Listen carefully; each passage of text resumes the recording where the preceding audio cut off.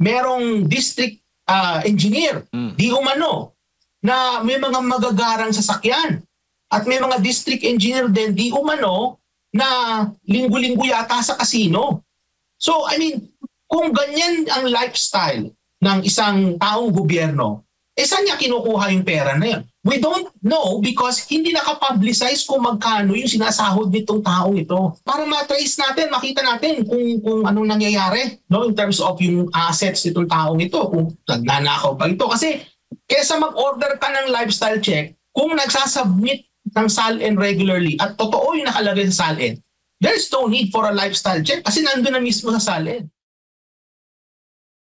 Marami ang kasabwat baga dito o masangkot sa ghost flood control projects na banggit mo mula sa may mga batay sa mga report at investigasyon ng Senado. May mga DPWH officials na nakinabang, may mga contractors na talagang nakatanggap ng malaking pondo at ang iba monopolyo pa ang nangyayari. Kasi nga sa kanila, isang magmamayari ng napakaraming contractors na nakatanggap ng pondo ng flood control. May ilang mambabatas din, inaakusahan ng mga pagtanggap ng kickbacks o pagpasok ng mga illegal budget insertions nga. At may mga local government officials pa. Ayan pa rin yung problema. At saka may mga engineers din o DPWH engineers na sumasang-ayon, na nagmamarka ng mga ghost projects bilang natapos na o completed na dahil kahit hindi totoo. So yan yung mga problema. Kung sino ngayon na magtitingin ito, Doc, sa mga bagay na ito, kung itong lahat ng mga involved o mga sangkot nga o partido na nabanggit natin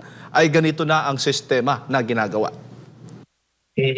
So ang kinakailangan dyan, Jade, is systemic change. No? So kailangan magkaroon ng pagbabago sa struktura. May structural change na sinasabi namin sa economics. No? Kailangan magkaroon ng pagbabago sa struktura.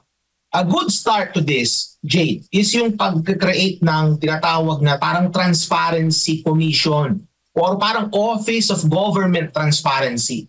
Kasi tinan mo sa ngayon, Jade, kapag ka maghahanap ka ng informasyon about halimbawa mga flood control project or mga infrastructure project, if you will try to find information, ang hirap maghanap eh. You go to a website ng isang ahensya ng gobyerno, you have to navigate through and then you realize wala pala dun yung informasyon.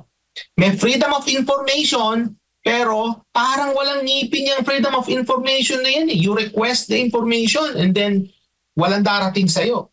So kinakailangan maglagay talaga ng opisina, Office of Government Transparency, na kung saan yan, opisina na yan ang magpapublish ng impormasyon sa publiko. No? Mapa government infrastructure project yan, up to Jade, doon sa sahod ng mga taong gobyerno.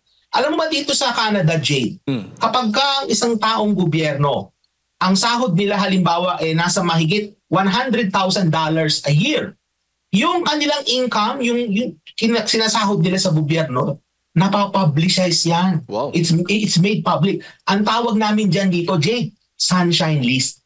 So kinakailangan magkaroon din tayo ng sunshine list dyan sa Pilipinas para alam natin kung magkano yung kinikita ng mga government officials. So halimbawa, Jay, meron, di ba, merong district engineer, di umano, na may mga magagarang sasakyan.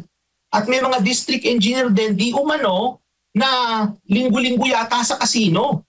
So, I mean, kung ganyan ang lifestyle ng isang taong gobyerno, saan niya kinukuha yung pera na yun? We don't know because hindi nakapublicize kung magkano yung sinasahod nitong taong ito. Di ba may mga SALN? Yung SALN naman, hindi naman siya publicly available. Although they say that the SALN is a public document, but yet the SALN is not publicly accessible. Hindi ba kalokohan yun? Kaya kinakailangan magkaroon tayo ng tinatawag na Office of Transparency or Office of Government Transparency. And what that office will do is it will make things that were not known to the public that they should know, known. That includes yung SALN. Although, to be fair, may mga bagay sa SALN na I think alanganin din i-disclose kasi masyadong personal. Pero halimbawa yung sinasahod ng taong gobyerno, dapat yan publicly available na yan. Eh, di ba? So, para ma-trace natin, makita natin kung anong nangyayari, no, in terms of yung assets nitong taong ito, kung nagnanakaw ba ito. Kasi kesa mag-order ka ng lifestyle check, kung nagsasubmit ng SALN regularly at totoo yung nakalagay sa SALN, there's no need for a lifestyle check kasi nandun na mismo sa SALN. Hindi lang yung SALNs, yung estado ng mga projects, pati sa bidding, sino yung mga nag-bid, ano-anong companies yan, sino-sino mga may-ari niyan. Kasi doon mo matitrace, Jay, yun nabanggit mo kanina, na may mga flood control projects na kung saan may mga contractor na siya rin yung may-ari ng mga ibang company. So halimbawa, may isang project magpapabidding. 8 ang kumpanya na nag-bid. Yung 8 yun, iisa lang ang may-ari. Yes. Puro damis lang yung iba. Hindi ba kalokohan yun? Parang niloloko nila ang sistema.